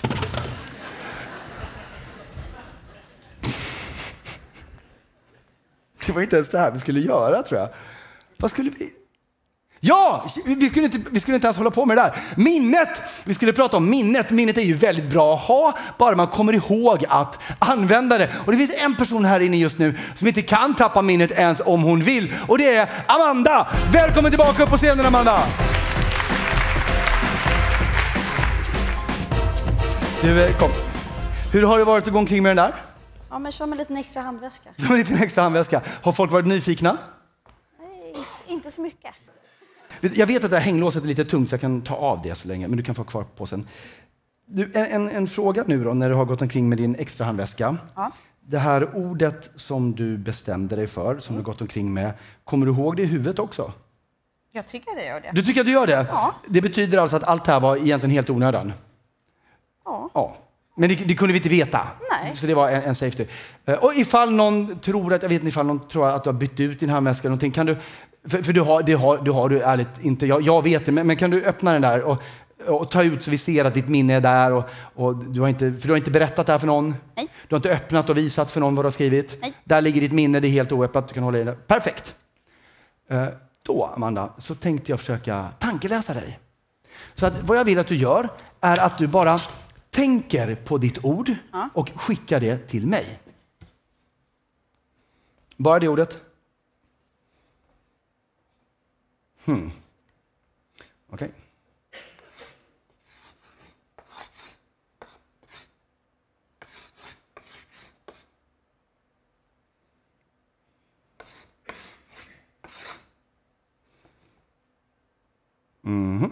Okej, så det här ordet som du inte har berättat för någon. För första gången högt och tydligt, vilket är ordet? Banan.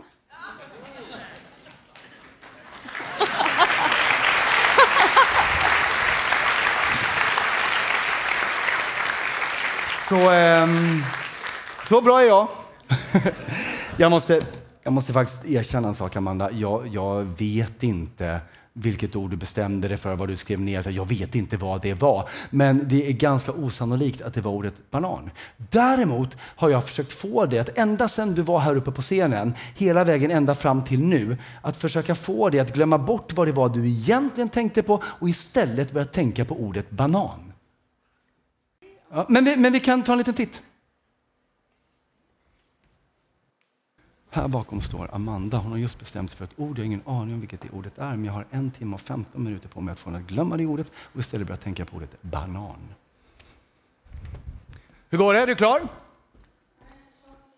Provocerade mig något oerhört. Alltså vad tänker du med, Henriksson? Har du en banan i hela huvudet? Eller den där Robert Houdin, han kunde ju lika gärna haft en stor... Ja eller nej, var det svårt tyckte du att göra det? Nej, okej. Och så de vet, vad var det du tänkte på? Vad såg du framför dig?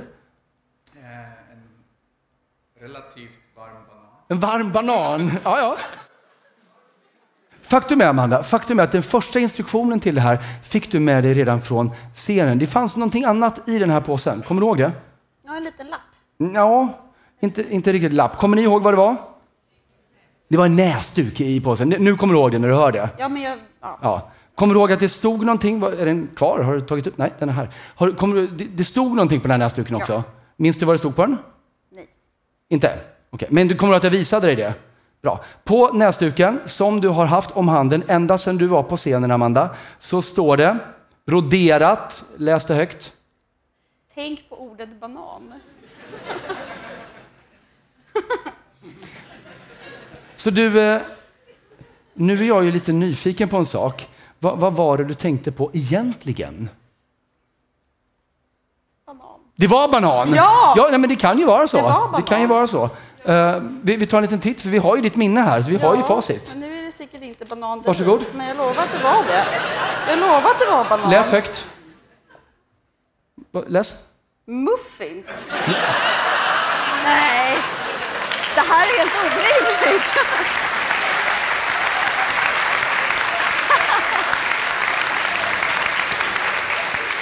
Amanda, visst blir man lite småförbannad? Ja, men jag bara undrar när... Hörrni,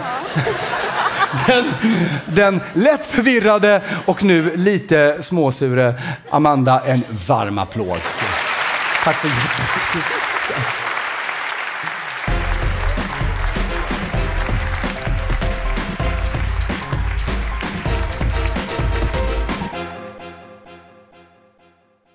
Det här är jag.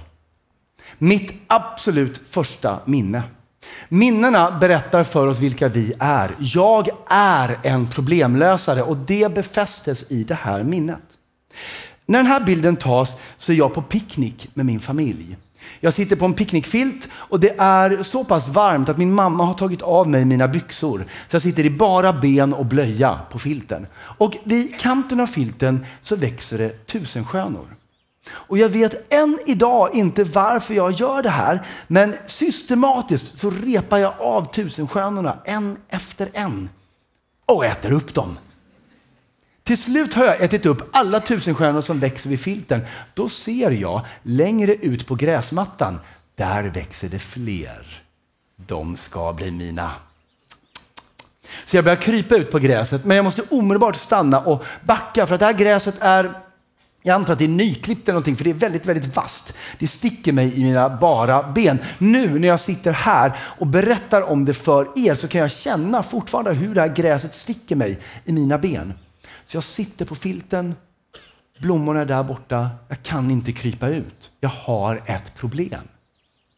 Och sen löser jag problemet. Jag tar sidor från en tidning som ligger bredvid mig på filten och lägger ut på gräsmattan.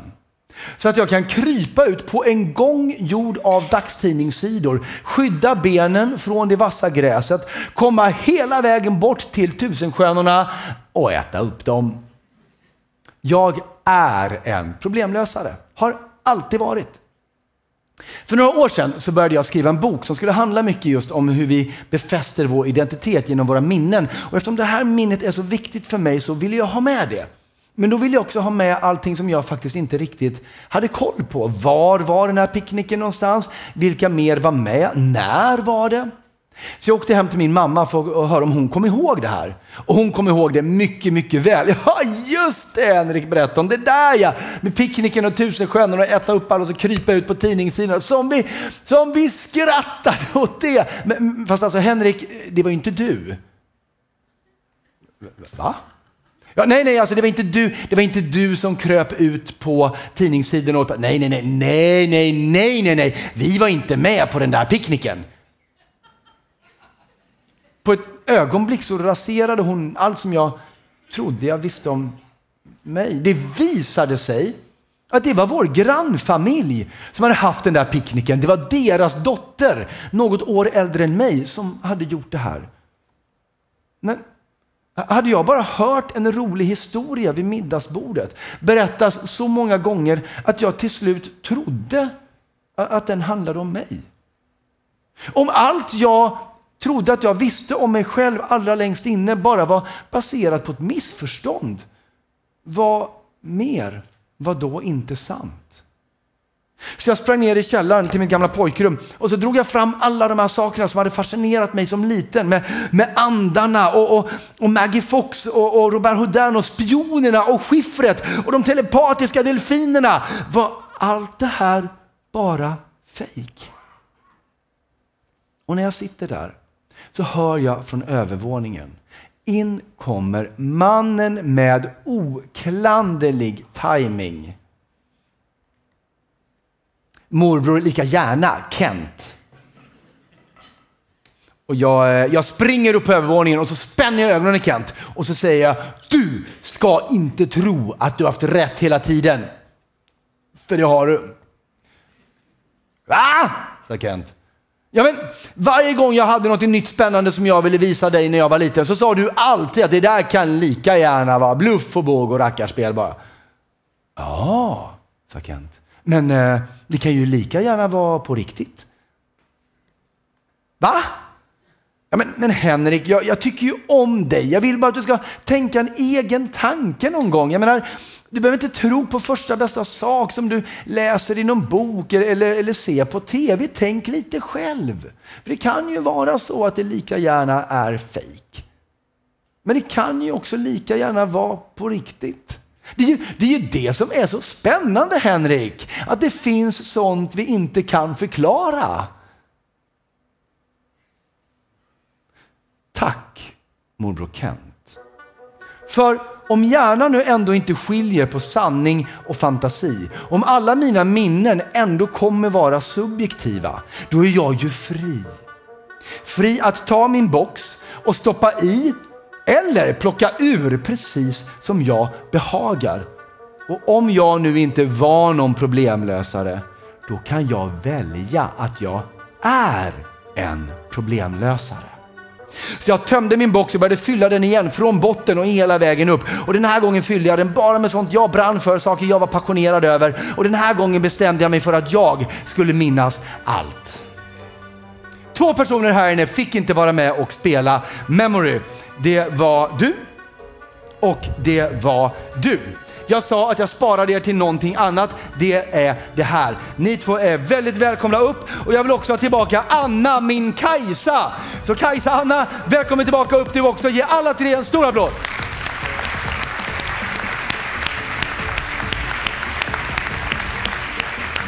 Och jag ska också säga det. Olof här kommer om en stund springa ut i publiken med papper och penna. Om ni får det här i er hand, skriv då 2-3 siffror på det här pappret. Eller stryk 2-3 siffror någon annan skrev och skriv dit 2-3 siffror själv. Jag vill att ni skapar lite sifferkaos på det här pappret. I alla fall 20 siffror vill jag ha. Så det kommer hända om en liten stund. Anna, du kan ta plats vid bordet här så länge. Ni 2 följer med mig. Ni får inte hälsa på varandra. Men du kan hälsa på mig. Hej Henrik. Caroline, du kan komma och ställa dig här. Kom. Hej Henrik. David. Stå här och Caroline och David vänder mot varandra. Tack så mycket. Jag återkommer alldeles strax till er. Anna, det här, jag har tagit med ditt favoritrekreationsinstrument, kortleken. Ta och blanda den så mycket du orkar. Rubiks kub. Har du ägt den? Nej. Kan du den? Nej. Mycket bra. Varsågod. Har du ägt den? Kan du den? Nej. Varsågod. Och det är bra att du inte kan det, för det handlar inte om att det på något sätt ska lösa dem. Utan vad jag vill att ni gör om en stund är att ni bara börjar vrida på de här på måfå. Faktum är att jag vill inte ens att ni tittar på era händer, utan jag vill att ni bara ser varandra i ögonen. Om en liten stund kommer ni höra mig ropa ordet stopp. Då är det viktigt att ni stannar omedelbart. Är ni mitt i en vridning, då slutför ni den, men annars håller ni bara i och väntar på att jag kommer hit. Är det glasklart? Glasklart? Klara, färdiga, kör! Olof, hur går det med siffrorna? Är du igång? Behöver du fler eller är vi klara? Fler? Okej. Hur går det här med blandningen? Känner du dig klar? Anna, världsrekordet i att memorera en blandad kortlek, det är 26 sekunder. Han som har det rekordet kan inte ha någon liv överhuvudtaget. Jag vägrar tro det. Jag ska försöka memorera din blandade kortlek. Det kommer ta längre tid än 26 sekunder. Men därför, Anna, så bjuder jag också in dig att memorera den med mig. Så får vi se hur det går. Okej? Är du redo? Okej, vi kör.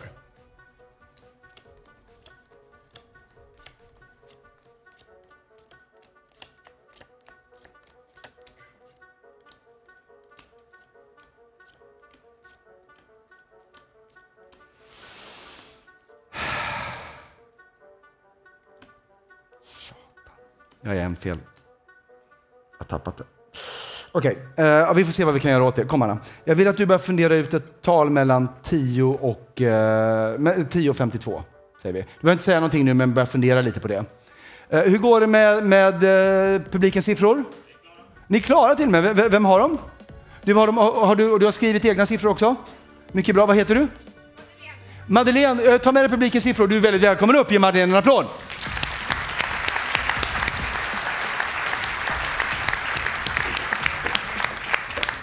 Hej Henrik. Madeleine. Madeleine, vad jag vill att du gör är att du tar den här kritan. Och de siffrorna du har där, stort och tydligt, en siffra i taget, en siffra per ruta bör du skriva här. Så bara rad för rad. Och jag misstänker att den där kan vara lite kladdig, den där lappen. Så därför tänker jag, Anna, du kan hjälpa Madeleine och kontrollera att allting kommer med och i rätt ordning. Okej? Så ni två tar tag i det. Varsågod och börja. Stopp! Varsågod och ställ ner era kuber på bordet. Tackar. Rätta till dem lite bara. Hur kändes det att se varandra i ögonen så där länge? Konstigt. Tyckte du också? Ja. Det finns en jättespännande socionom som heter Gottman. Och han gjorde en studie där han tog människor som aldrig hade träffats förut. Känner ni varandra? Nej.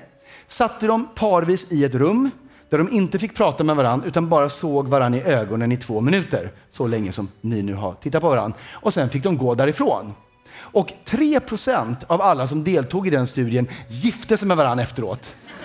Så det kan ni ta med er. Tack för att ni gjorde det här. Ni kan gå och sätta er igen. Ge dem en stor applåd. Tack. Så de är på gång med siffror där. Kan jag få en siffra från balkongen där? Kan jag få en siffra från balkongen? Okej, nu fick jag både en 1 och en 7. Jag tar båda. 1 och 7. En siffra från balkongen på mitten. Det var 2 stycken. 9 och vad var det andra? 2. En siffra från balkongen här. 4. Det var 4 och sen var det någon mer? 3. 4 och 3. Vi kan ta några här nere. Kan jag få en siffra från dig? 5. Och en siffra från dig kanske? 8. Vi gör så här. Det här är det mest interaktiva i hela föreställningen. Jag springer ner här så jag kommer upp till er där uppe också. Ni skriker ut siffror till mig. Jag fyller på här så mycket jag kan. Jag vill ha massor med siffror. Så kom igen, nu kör vi. Ge mig allt ni har. Kom igen, siffror. Kom igen, tack. Mer siffror. Mer. Jag skrev precis 8. Jag tar en annan. Här, jag springer förbi er här. 6 på den. Och med 9. Tack, här siffror. Kom igen. Och jädrar, nu kommer ni igång. Bra, 7 hörde jag där. Mer siffror. 4. Tack för den. Tack. Oj, nu ska jag inte gå förbi kameran här. Jag tar den 4 som du skrev där lite sent om sidor. Mer siffror. Jag är fort snart klar. Någon sa 1. Vi tar 1. Nu en till 1. Varför inte? Mer siffror. Kom igen där borta också. Kom igen. 4. Tack. Och mer nu. De 2 sista. Kom igen. Ge mig. 2 och sista. 4. Sen 5 tar vi. Tack för den. Så. Oj, det blir väldigt, väldigt kladdigt, men jag hoppas att ni kan se ändå. Och vi kan ha lite bilder på den kanske. Åh jävlar, vad har ni gjort? Shit, 20 siffror sa jag ju. Men det här är betydligt mer än 20. Alltså jag var inte tydlig, men meningen var att jag skulle memorera det här. Det kommer inte hända. Vi filmar idag. Har du hittat på egna? Eller det var så här många siffror på? Ni hörde mig säga 20. Varför fel? Nej, okej. Jag kan inte ens tänka på det här nu. Vi tar det sen. Förlåt, är det här en 1 där eller tomt? Det är en 1, jag fyller i den bara. Så. Kan vi göra så här? Kom på båda sidor om mig. Nej, här, ställ här. Titta mot kameran där. Där är en kamera. Gör era snyggaste miner. Där har vi en tjusig bild. Tack så jättemycket för att du var med och gjorde den, och tack så mycket att ta skräpet. Anna, jag återkommer alldeles strax till dig. Nu tänkte jag först att vi ska tillsammans, ni och jag, addera ihop era siffror. Så ta fram era mobiltelefoner, slå på miniräknaren. Vi börjar addera ihop nu!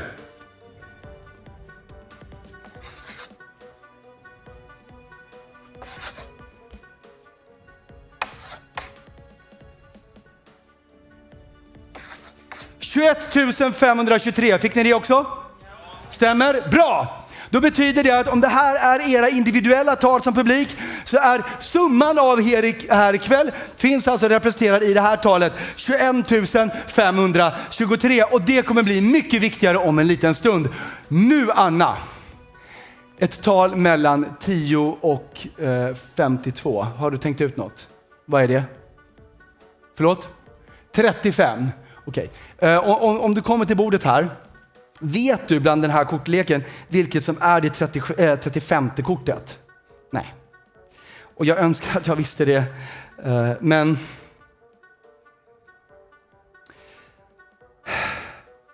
jag vill säga hjärter 6, men grejen är att jag är en fel och jag vet inte åt vilket håll. Jag kan inte korrigera det, så att jag har ingenting annat att gå på. Jag kommer säga hjärter 6 på 35.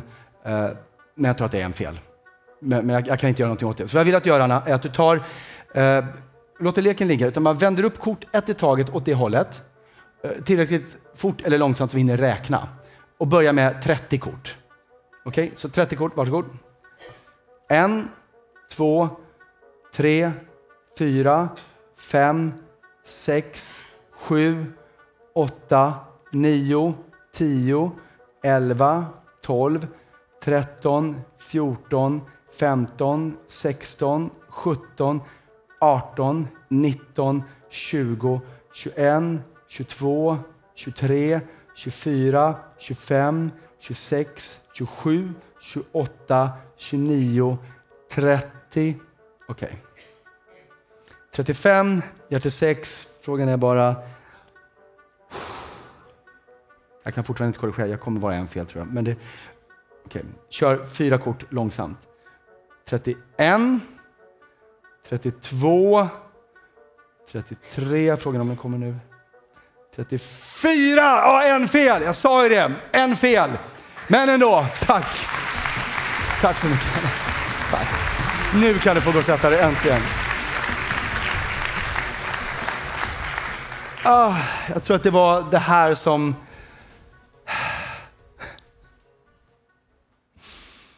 Så att ni förstår mitt dilemma nu. Mitt mål när jag gör det här, mitt mål är 2 rader. Och om jag är hemma och tränar eller lite kaxig, några siffror till kanske. Men 2 rader, det är det jag jobbar på. Det här är mer än dubbelt så mycket. Det är mer än dubbelt så mycket och det är det sista vi gör på föreställningen. Jag måste... Vi gör ett försök i alla fall. Ge mig en sekund bara.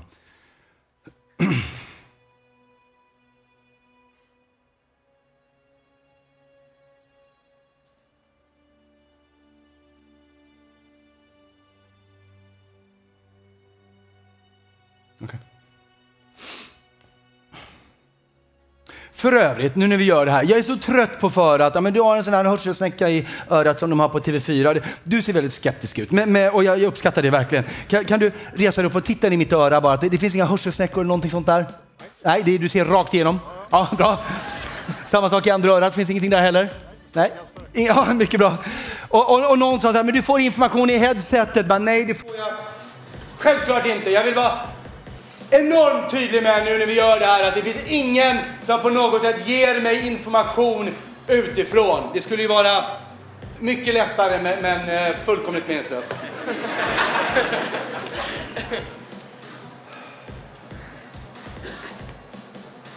Okej. För övrigt, nu när vi gör det här, jag vill be er om en tjänst. Eftersom det är så sjukt mycket siffror där idag. Om jag säger en siffra fel så vill jag be er att ropa stopp på en gång. För då har jag fortfarande chans att kanske hitta tillbaka. Säger ni ingenting så kommer jag bara irra iväg. Så kan ni göra mig den känslan att ni ropar stopp? Ja, absolut. Okej, tack.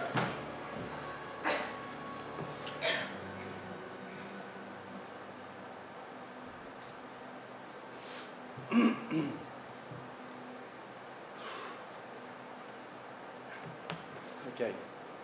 Vi börjar högst upp i vänstra hörnet. Okej. 1, 6, 5, 6, 7, 6, 2, 1.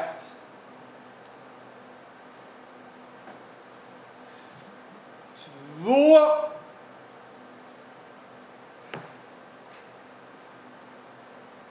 7, 1. 2, 1, 7, 2. 2, 3, 9. Nej, 8. 8.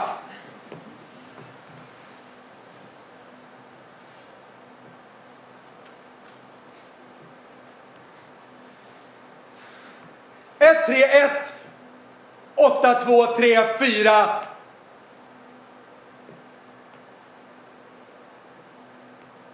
9, 1.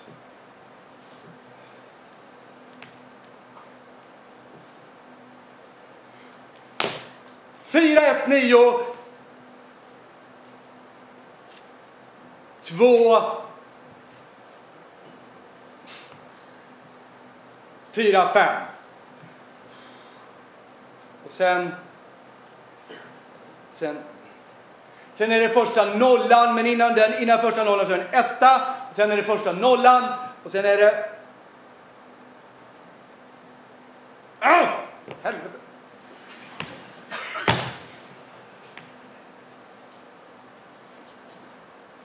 Ett, 5, 2, 0, 2, 5, 2, 6.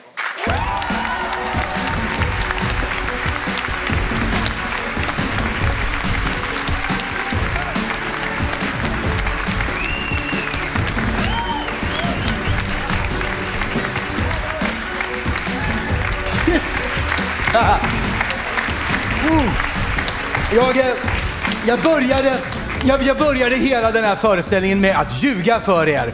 För jag sa att man kan bara titta lite snabbt på någon och så vet man allt om hur man är på insidan.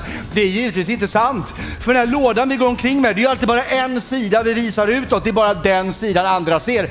Tröttnar vi på den, då kan vi bara vrida på vår låda så har vi en helt annan sida utåt. Vi är betydligt mer mångfacetterade än vad vi tror om oss själva. Men jag tyckte att jag såg en sida hos dig som jag fann återspeglad hos dig. Jag kan ha fel i det. Det var ett experiment. Men det här är din kub och det här är din kub. Och är det så att ni har åtminstone en sida gemensamt, så kanske det finns en sida eller inte som ni har väldigt gemensamt.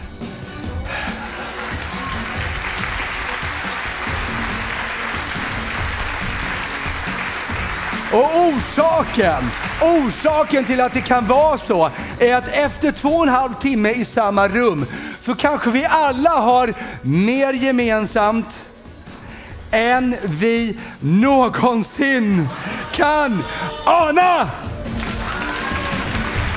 Tack ska ni ha!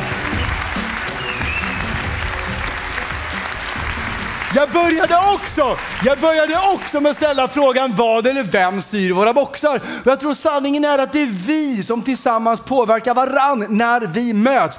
Ni har alla möts här inne just ikväll. Till det mötet har ni bidragit med allt det som gör er till unika, fantastiska individer. Men er sinsemellan har det skapats någonting som bara skapades ikväll. Och det finns representerat i det här talet, 21 523. Och det, mina damer och herrar, är den absolut sista anledningen till att den här föreställningen heter Box. Tack för afton!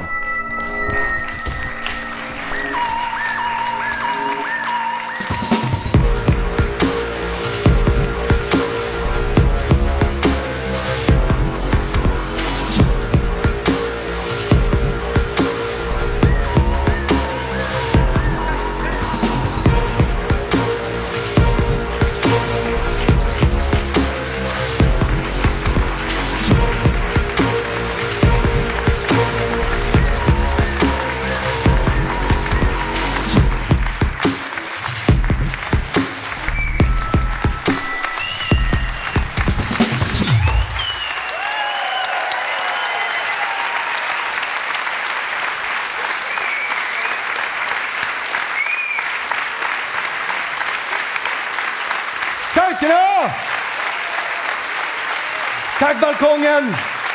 Tack Olof! Var är han? Någonstans. Där är han! Hörrni, jag vill lämna er som jag fann er. Med en uppgift att utföra utan mig. Ni förstår. Ni löste mysteriet med den blåa boxen mycket väl.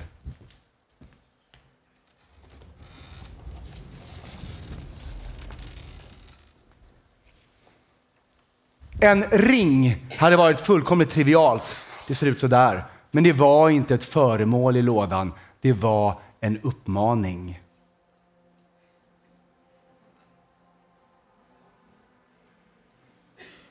Ta fram era mobiltelefoner. Innan ni går härifrån eller någon gång ikväll, ring era siffror och lyssna. Och jag vill lämna er med att säga att jag visste det hela tiden. Ni var den snyggaste publik jag någonsin haft. Tack för mig.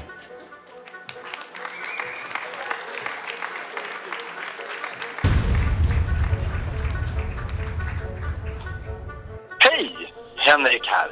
När jag spelar in det här meddelandet är klockan 19.00 idag, lördag den 19 mars. Och det är med andra ord exakt 10 minuter kvar tills vi ska släppa in dig och alla andra i salongen. Men jag vill redan nu i förväg passa på att tacka dig för att du kommer vara med och välja den blå lådan istället för den röda. Så att det blir någon föreställning. Och den hoppas jag att du har haft en fantastiskt trevlig kväll och att du kan gå hem utan att tänka för mycket på ordet banan. Tack för i afton. Jag hoppas vi ses igen. Hej då!